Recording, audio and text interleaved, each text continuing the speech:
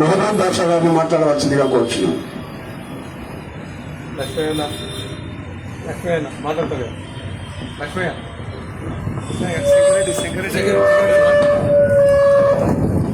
Speaker को आवाज नहीं आ सका देख लो ऐसा ఈరోజు ఇక్కడ విచ్చేసిన పెద్దలందరికీ 80వ జాతీయ దినోత్సవ శుభాకాంక్షలు. మన భారతదేశ ప్రజలందరికీ 80వ జాతీయ స్వాతంత్ర దినోత్సవ శుభాకాంక్షలు. ఎందుకంటే స్వాతంత్రం అనేది ఒక రోజు గంటగా రాలేదు. ఎందరో మహానుభావుల ప్రాణత్యాగాలతో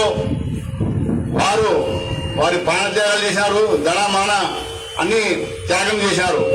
ఎందుకంటే దేశం కోసం, దేశ రక్షణ కోసం అలాంటి మహానుభావులు చేసిన త్యాగమే ఈరోజు మనము స్వేచ్ఛావాయువులు పెంచగలుగుతున్నాము.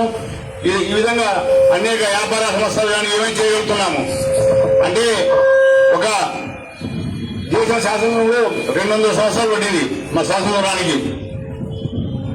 ఇలాంటి స్వాతంత్ర దినోత్సవం మనము ఆగస్టు 15 అంటే జెండా ఆవిష్కరణ చేయడం తర్వాత మర్చిపోతున్నాము.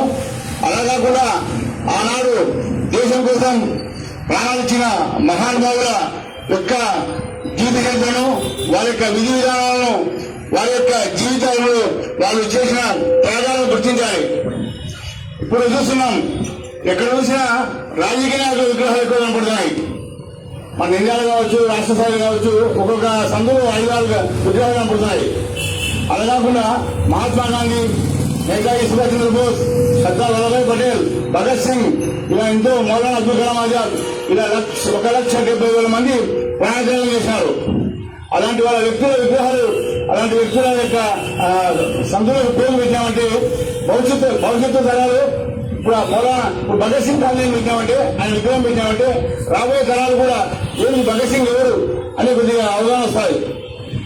మేము ముఖ్యంగా ఏమంటే యువకులు కూడా సినిమా యాత్రలు, అందరూ సినిమా యాత్రలను ప్రేమిస్తున్నారు. అలా కాదు, మన రాజకీయ నాయకులు కాదు, మనము దేశం కోసం ప్రాణం ఇచ్చిన వారి యొక్క చరిత్రను కూడా మనం మననం చేసుకోవాలి.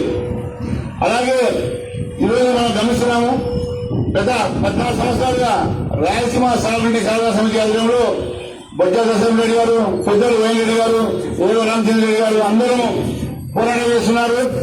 ఇది వాళ్ళ కుటుంబ సమస్య కాదు, రాయలసీమ పార్టీకి సాగునీటి సమస్య కోసం పోరాటం చేస్తున్నారు. దీన్ని కూడా ప్రజలు కూడా మమేకం కావాలి. ఇది కూడా ఒక స్వాతంత్ర పోరాటమే అనుకోవాలి. ఇది ఒక ప్రజలు, ఒక ఇంటి కోసం కాదు, ఒక వ్యవస్థ కోసం కాదు, రాయలసీమ కోసం, రాయలసీమ ప్రజల కోసం. దీంట్లో మనం కూడా ప్రజలు మమేకం ఎప్పుడైతే అవుతారో అప్పుడు మన హక్కులు మనం సాధించగలుగుతాం. రాబోయే రోజుల్లో చూస్తున్నాము, నీటిమైన యుద్ధాలు జరిగే అవకాశం ఉంది. ఇక కర్ణాటక అన్ని డ్యాములు కట్టుకుంటూ పోతున్నారు, ఎత్తులు ఎత్తుకుంటూ పోతున్నారు.